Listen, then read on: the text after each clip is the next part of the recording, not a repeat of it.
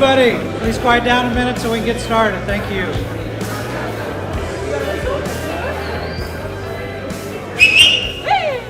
Thank you.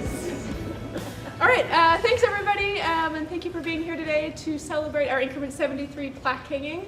It's a really nice opportunity for everybody to pause and really reflect on Increment 73 and everything that happened last year.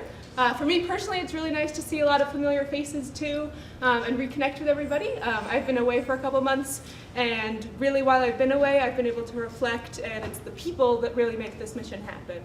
And really being able to think back to those long days, long nights, hard conversations, and the hard work that everybody in this room put in during Increment 73 really made me proud of what we accomplished, but also really reminded me of it's the people that makes it enjoyable as well. There were long conversations, but they were good conversations. They were really tough, but they were really thorough because of the hard work that this group really dedicated themselves to doing, and then also had a positive attitude. So it's nice to see you all. Thank you all for being here. Vincent and I get the honor of getting to talk about who will hang the plaque and hold the ladder. But before we get into that, we did just want to say thank you to everybody, the Increment team, anyone who sat on console, anyone who went to an IMMT, ops tag, wrote a procedure. You all contributed to making Increment 73 a success. So thank you all. Before we get into the details, we'll let the crew say a few words. I'll hand it over to Talk and kick us off. Okay. Hey, it's great to see all the people who made tremendous contributions to a successful Increment, and I'm so glad that we are able to attend this plaque hanging ceremony as a crew. We have some crew members missing today. Anne is in quarantine to support Crew 12 launch, and also we have Sergey, Alexei, and Kirill in Russia for their post-flight activities. But on behalf of the rest of those missing crew members, we would like to express our sincere appreciation to all the people who supported our Increment. So during Expedition 73 Part A, there were a couple of major events like CRS 32, including US EVA 93, as well as the cancellation of Energy 21, plus Action for Mission. And I'm sure there were so many issues and difficulties or challenges you guys had to go through as a team, but most of them were quite transparent to us, which means you guys did a really great job to handle those issues. So really appreciate that. And now I'm hand over to my teammate, Gina. Hi everyone, it's always incredibly humbling to see a room full of people like this. I think of a quote that we've been saying often from my crewmate Mike, who says it's not when you fly, it's with whom, and that I know so clearly very much includes everyone who's in this room. You all are part of the mission, you are on board with us. So much happened during Expedition 73 and beyond. We had so many vehicles. And I know there was a lot going on the ground as well, and it's so incredible how dedicated this team stayed. You take care of us through everything, no matter what's going on. Thank you so much from the bottom of our hearts. You guys made it an incredible experience. Human spaceflight takes so many people, and I love seeing you all here. Thank you so much, and I'll pass it to my crewmate, Johnny. I want to thank all of my colleagues. Have already said what we're all feeling. And that is that this is a people-oriented business, always has been, always will be, and the love you all have for not just space flight, but for each other and for the crew, it's what makes this job important.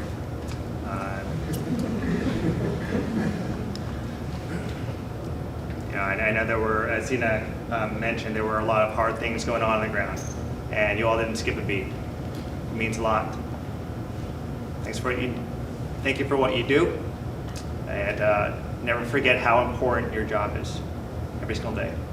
And we depend on it. We don't forget it.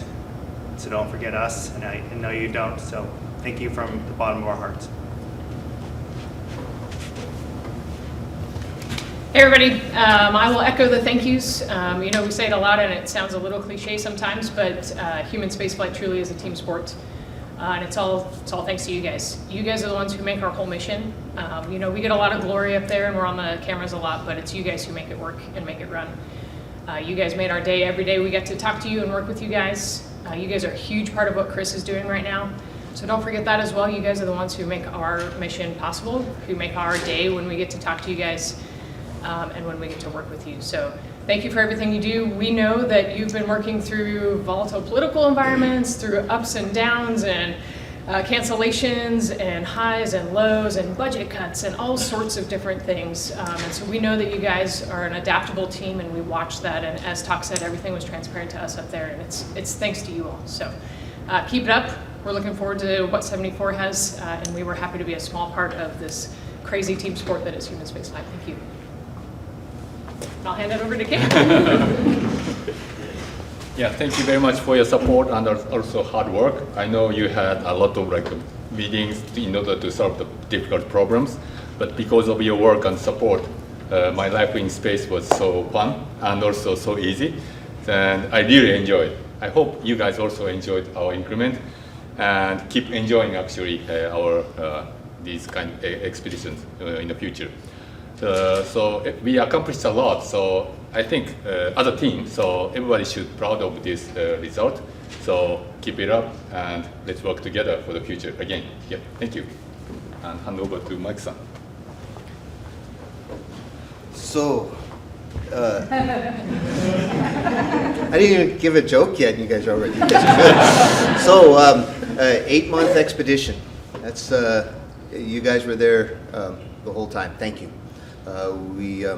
We were lucky to be part of the second part of it with the Crew 11 part, but it was seamless for all of us. And I just want to say, echoing my friends, thank you very much.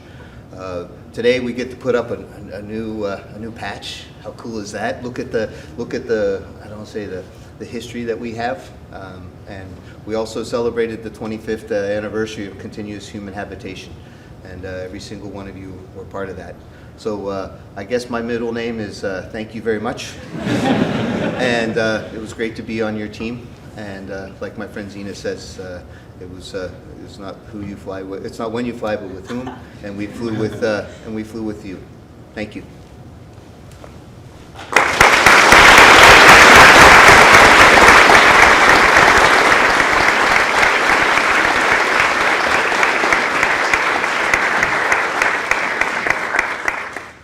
So we recapped some of the things that happened in Increment 73, but just to kind of remind you all of what happened last summer, last fall. The first half of Increment 73, we often refer to it as living in the gray, at least in a lot of our JOPs.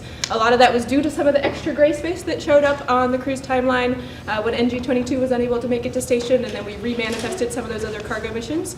But what I'm really proud of this team was how we creatively filled that time that was available, but also filled it productively. We didn't fill it with nuisance or nothing tasks. Everything that we added had value and really allowed the team to get more out of the time that we had available, and then sometimes just leave it open, and that was okay too. So I really think we found the right balance there. We also use the term living in the gray for some of the ambiguity that always comes with schedules and timelines and launch dates, etc.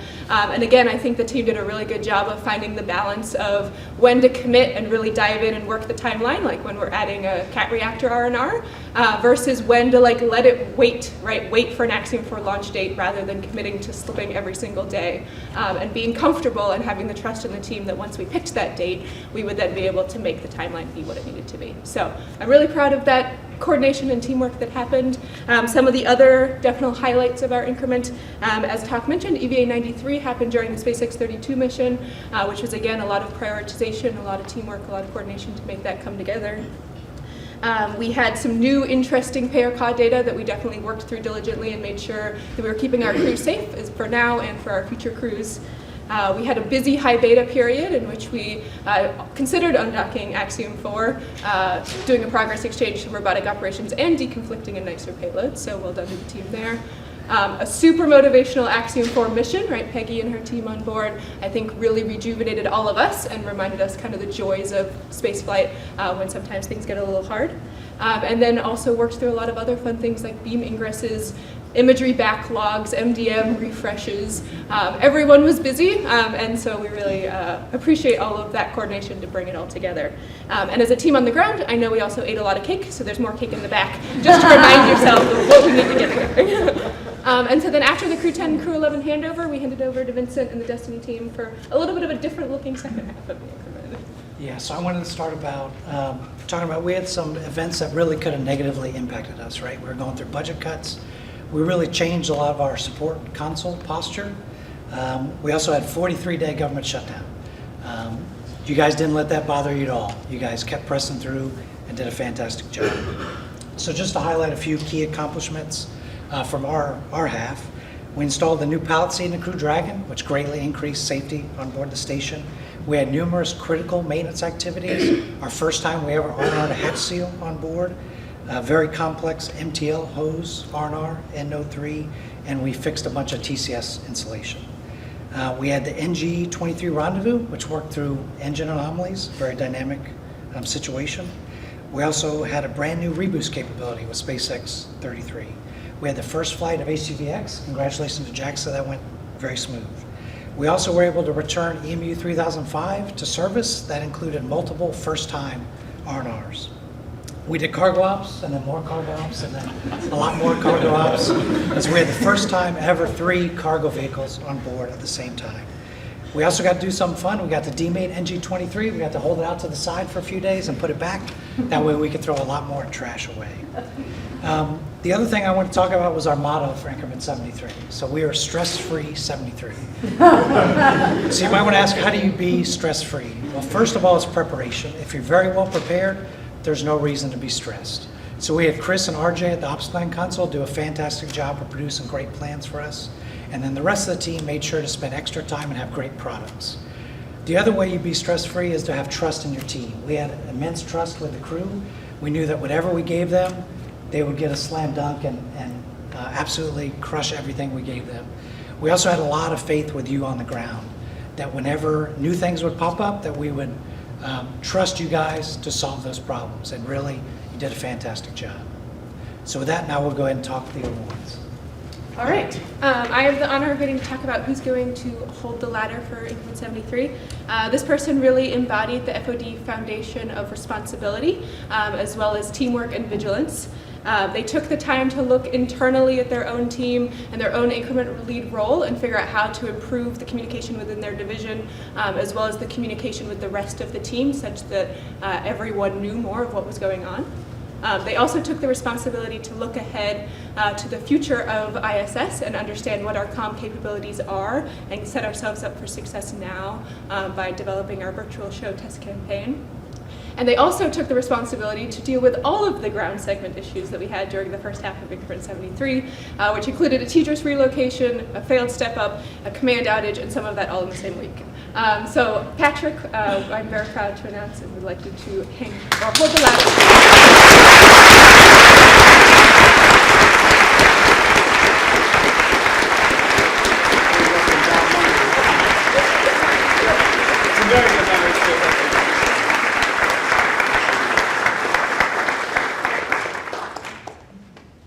About an hour ago, I got to watch Patrick set up the ladder, so he's probably the most well-prepared in the history of Plaque hangings. So I have 2 big things I want to talk through. First is the SpaceX 33 reboost.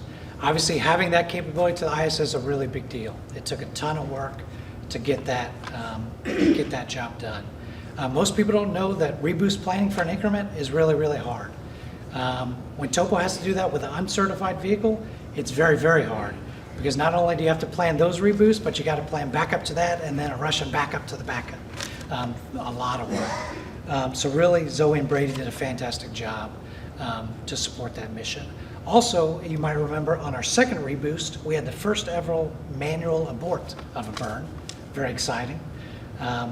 We were able to fix that within 24 hours. The team scrambled, worked together, and was able to figure out what was wrong and was able to replan it all within a day, which was fantastic. The other very exciting event we had was NG-23. During one of the far-field burns, the engines failed and the burn stopped short, which means we weren't going to get high enough to the ISS. Very quickly, NG worked an alternate plan to continue the rendezvous. They delivered that plan to us, and Topo did a fantastic job and realized that that burn plan was not safe, that it did not meet all of our requirements and had collision risk. So they were able to quickly work with the team and replan. That put us up above ISS and planned a 24-hour re-rendezvous. We then worked very close together to determine what the problem was, and then we came up with a new plan of how to bring NG to the ISS. Unfortunately, that plan also violated some of the flight rules and was unsafe. But Topo did a great job of not only identifying the problem, but very quickly having solutions to where we were able to get NG-23 to the ISS. Really, I think if anybody in this room was to think of any important piece of equipment on board the ISS, I'm sure we had at least one of those on NG-23. That's how important the mission was. So again, critical to the ISS. So Jim, Grant, and Brian just did a fantastic job during that mission. Their trajectory knowledge, their performance under extreme time pressure, and great leadership was amazing to watch. And so we've asked Jim Cooney to represent the Topo Council to please hang the plaque.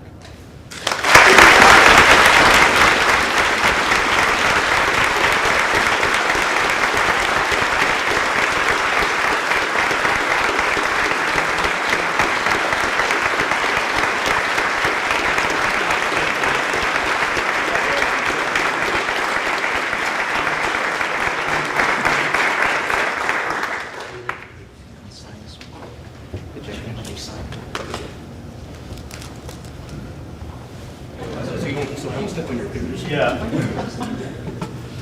I'm also afraid of heights, so.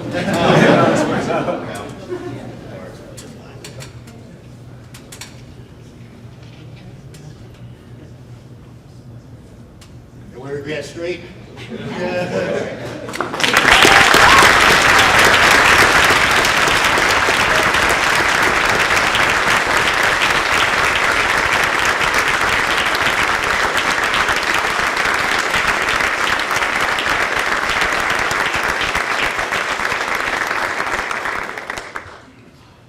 All right, so thank you so much for coming today, everybody. If we could have the Increment 73 team come up front, we'll take a photo. And the rest of you guys, thanks again for coming. There's cake in the back. Please enjoy.